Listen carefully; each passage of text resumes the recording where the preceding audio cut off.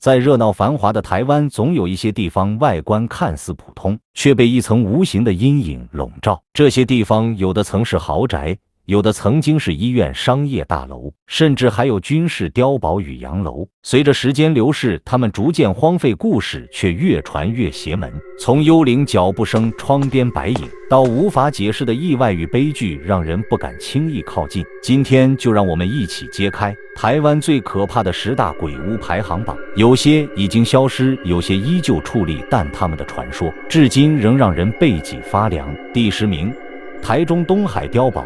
日军建青台机枪堡，在台中望高寮的大肚山上，有一座100年遗迹东海碉堡。它是日治时期为了防御美军空袭所建的军事工事，地下通道错综复杂，据说多达5层，深不见底。传说中碉堡里常常传来诡异的低语声，有人甚至清楚听到“你们是来玩的吗？”还有人在地道里听到女子唱歌声音，同时从4面8方传来，仿佛整座碉堡都活了过来。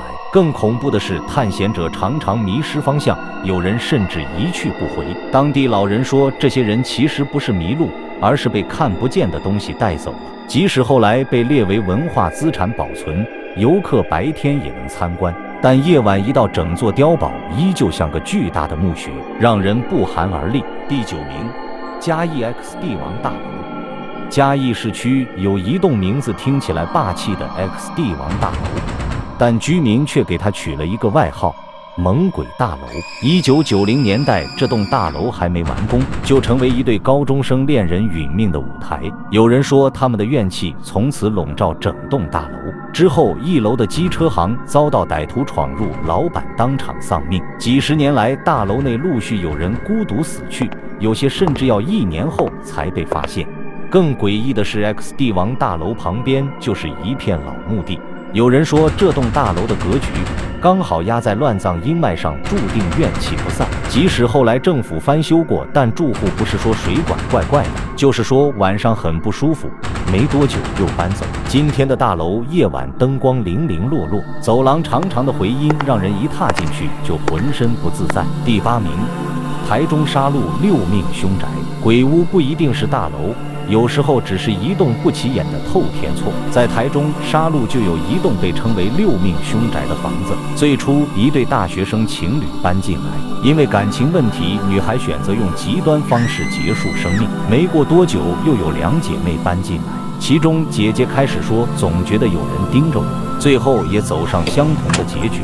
更恐怖的是，后来的房仲邻居甚至一名单亲妈妈也相继在屋内离世。短短几年，这间房子夺走超过6条人命。灵异节目甚至请来法师说，这是怨灵回圈，每一个亡者都会拉下一个新的受害者。现在这栋房子早已被封锁，邻居们搬的搬，走的走，剩下的几户人家连谈起这间房子都会压低声音。第7名，台中乌日鬼屋红衣女子。台中乌日有一栋外观豪华的别墅，因其规模与外形被人戏称为乌日总统府。然而自从一名红衣女子在此结束生命后，这栋豪宅就再也不平静。据说夜深时经过的人会看到2楼窗边站着一个红衣长发的女人，似乎在对路人挥手。还有房客睡到一半竟被搬运到屋外，醒来时发现自己躺在院子里。传言当地曾举办过超度法会，但没有用，最后甚至有人透过冥婚才让女鬼勉强安息。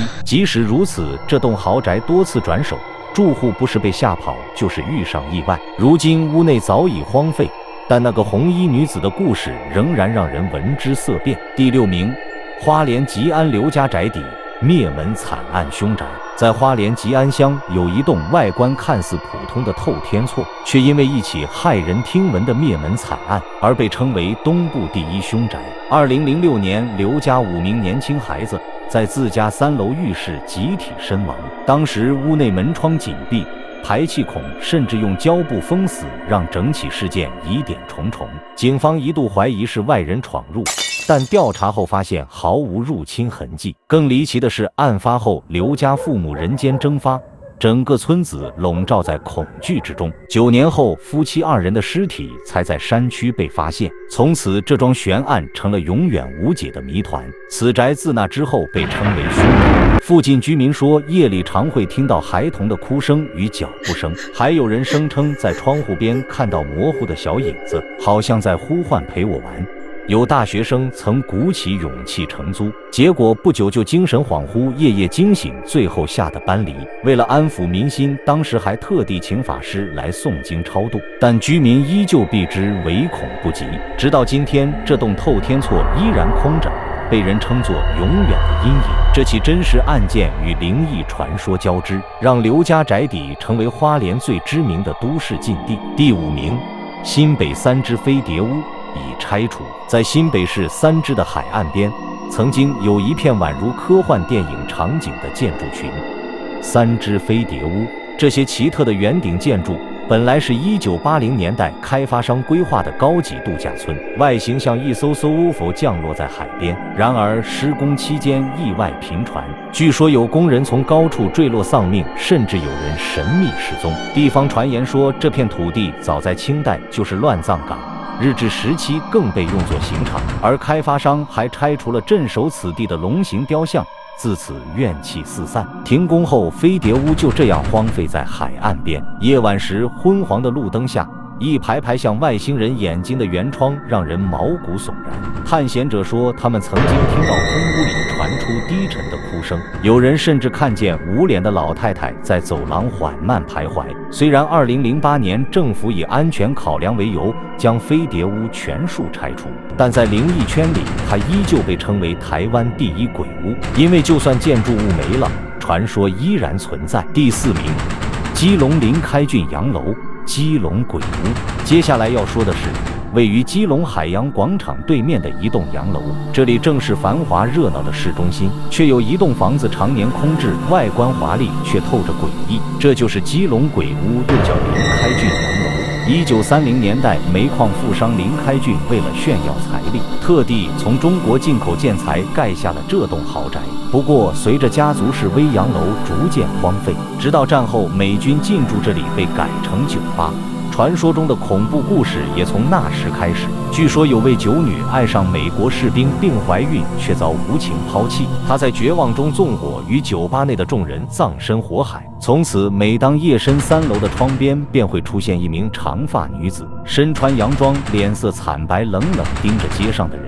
还有电视台曾尝试在此录影，结果摄影机集体故障，收音全是杂音，最后只好草草收场。更有人打赌在里面过夜，结果天亮时竟然发现自己被移动到1楼，完全不知道发生了什么。虽然后来有记者调查指出，当年的酒吧大火可能发生在别处，但这栋洋楼早已与怨魂画上等号，成为基隆最神秘的都市传说。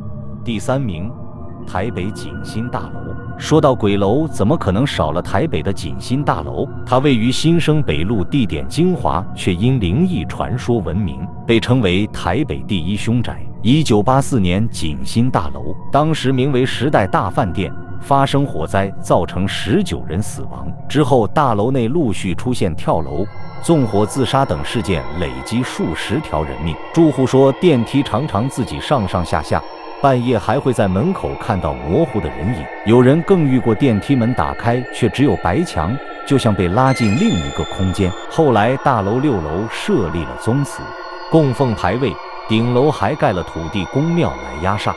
但即使如此，锦新的名声依然没被洗掉，租金便宜到只要1半价，却还是没人敢常住。在台北寸土寸金的地方，有这样一栋价格漂亮却无人问津的大楼，可见它的恐怖传说有多深入人心。第2名，台南杏林医院。台南中西区的西门路上有一栋7层楼高的废弃医院，它的名字听起来诗意盎然，却与恐怖画上等号。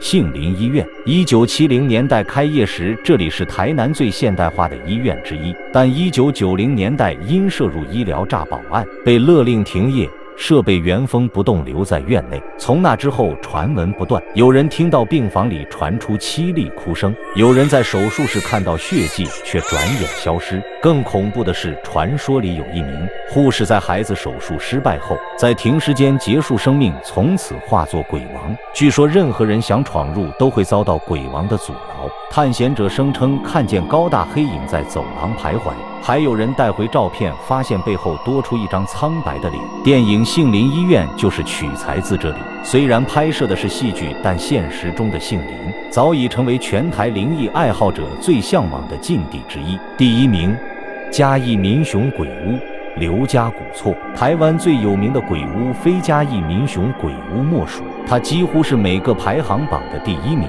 被誉为全台最猛鬼楼。1929年，富商刘荣儒盖下这栋欧风洋楼，当年风光无限，却因铁路截断龙脉，刘家开始没落。最经典的传说就是刘家的女佣受辱后投井自尽，从此井边夜夜传出哭声。许多人说夜晚走进宅邸，会听见脚步声在走廊回荡，推门却什么也没有。更有军人驻扎时误把鬼影当敌人开枪，竟然意外击毙了同袍。墙上的弹孔至今仍是最惊悚的证据。这栋洋楼不仅是探险者必去之地，也被多部影视作品取材，甚至2020年还曾挂牌出售，但即使价格一降再降，还是没人敢接受。有人说，民雄鬼屋之所以猛，不是因为它有多少冤魂，而是因为怨气与人心传说交织，让它成了全台湾最恐怖的灵异地标。